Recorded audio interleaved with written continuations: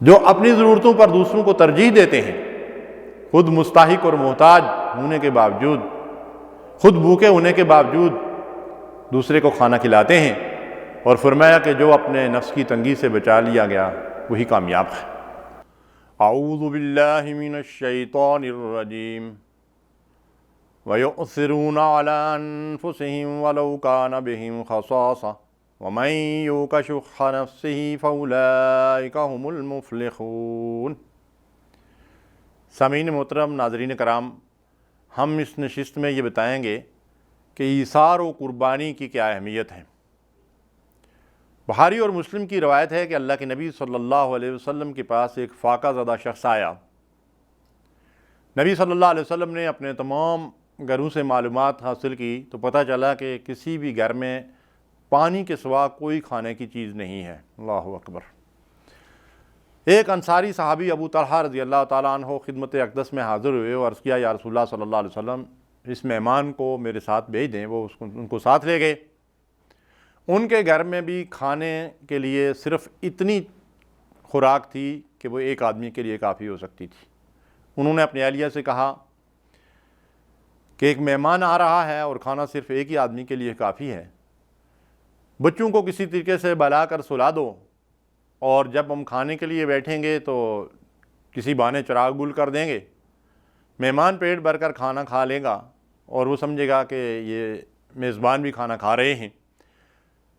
تو اس طریقے سے مہمان نے پیٹ بھر کے کھانا کھا لیا۔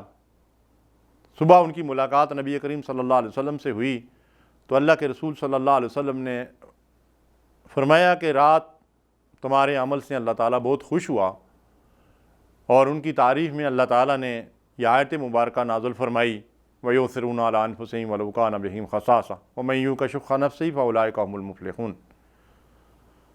جو اپنی ضرورتوں پر دوسروں کو ترجیح دیتے ہیں، خود مستحق اور محتاج ہونے کے باوجود، خود بھوکے ہونے کے باوجود دوسرے کو کھانا کھلاتے ہیں، اور فرمایا کہ جو اپنے نفس کی تنگی سے بچا لیا گیا وہی کامیاب ہے۔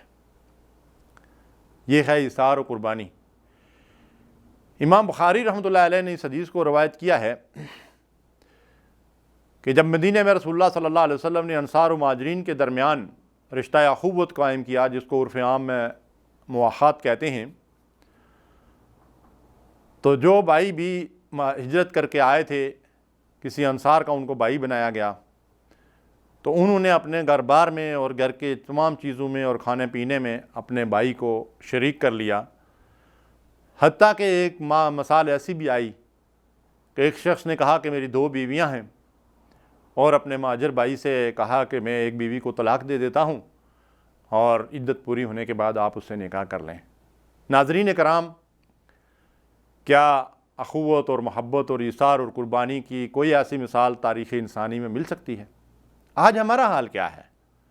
ہمارے معاشرے میں تو لوگوں کی منکوحہ بیویوں کو، بلکہ بعض اوقات ایسے واقعات ہوتے ہیں، کم از کم 3 واقعات تو میرے علم میں ہیں، کہ اپنے حقیقی بھائی کی بیوی کو، منکوحہ بیوی کو آدمی اغوا کر کے لے گیا یا اس کو ورغلا کر لے گیا۔ تو آج ہمارا حال کیا ہے؟ ایک تو ہمارا وہ معاشرہ تھا جس میں ہم اس اعلیٰ اخلاقی معیار پہ تھے، اور آج پستی اور گراوٹ کی ہم اتھاہ گہرائیوں کے اندر گر چکے ہیں۔ ایثار و قربانی کیا ہے؟ جنگ یرموک کے اندر 3 زخمیوں کا بڑا مشہور واقعہ ہے، اور ایثار کی اعلیٰ مثال ہے کہ ایک زخمی نے جب پانی مانگا اور ان کا بھائی پانی لے کر ان کے قریب پہنچا تو دوسرے نے آواز دی کہ پیاسا ہوں، تو انہوں نے حالت نزع میں اشارہ کیا کہ اس تک پانی پہنچاؤ۔ اس کے پاس پہنچے تو اگلے کی آواز آئی، اور اس نے اشارہ کیا کہ اگلے تک جاؤ۔ وہاں پہنچے تو اس کی روح پرواز کر چکی تھی۔ جب پیچھے آئے تو پہلے والے 2 بھی اللہ کے ہاں پہنچ چکے تھے۔ یعنی حالت نزع میں بھی انہوں نے اپنی ذات پر اپنے بھائی کو ترجیح دی۔ لیکن ہم صحیح سلامت حالت میں، اپنا پیٹ بھرا ہوا ہوتا ہے، بینک بیلنس بھی ہوتا ہے، لیکن ہمارے قرب و جواب میں لوگ بھوکے ننگے، ضرورت مند اور مستحق ہوتے ہیں، ہمارا ہاتھ اور ہماری مٹھی نہیں کھلتی۔ حضرت عائشہ رضی اللہ تعالیٰ عنہا فرماتی ہیں کہ نبی صلی اللہ علیہ وسلم نے تا حیات کبھی 3 دن تک مسلسل پیٹ بھر کر کھانا نہیں کھایا۔ کیوں نہیں کھایا؟ فرماتی ہیں کہ اگر ہم چاہتے تو سیر ہو کر کھانا کھا سکتے تھے، لیکن ہم دوسروں کو اپنی ذات پر ترجیح دیتے تھے۔ امام بیہقی نے اس حدیث کو روایت کیا۔ یعنی کھانا ان کے پاس ہوتا تھا لیکن کسی سوالی کو، کسی ضرورت مند کو، کسی مستحق کو دے دیتے تھے اور خود فاقے سے رہتے تھے۔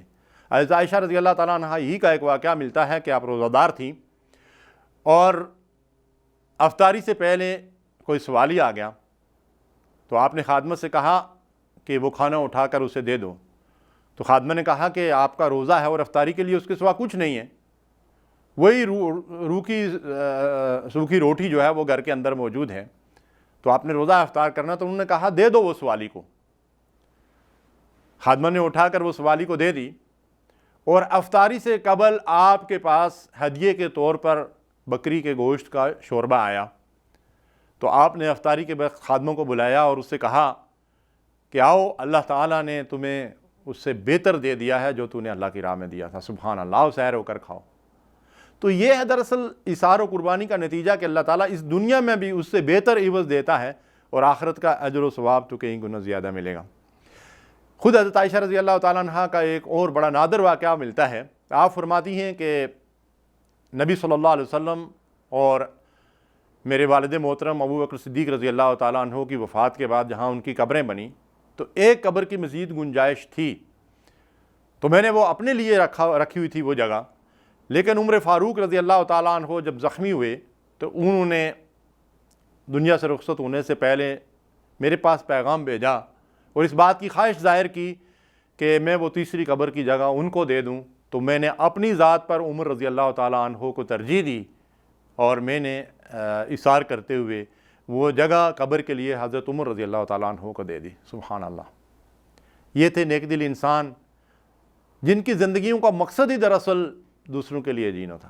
ہے زندگی کا مقصد دوسروں کی خدمت کرنا، دوسروں کے کام آنا، دوسروں کی ضرورتیں پوری کرنا۔ امام بخاری رحمۃ اللہ علیہ نے ایک واقعہ نقل کیا ہے کہ نبی کریم صلی اللہ علیہ وسلم کے پاس ایک عورت آئی اور اس نے ہاتھ سے بنی ہوئی بڑی خوبصورت چادر نبی کریم صلی اللہ علیہ وسلم کو ہدیہ دی۔ آپ نے اس چادر کو زیب تن کیا تو بڑی خوبصورت لگ رہی تھی۔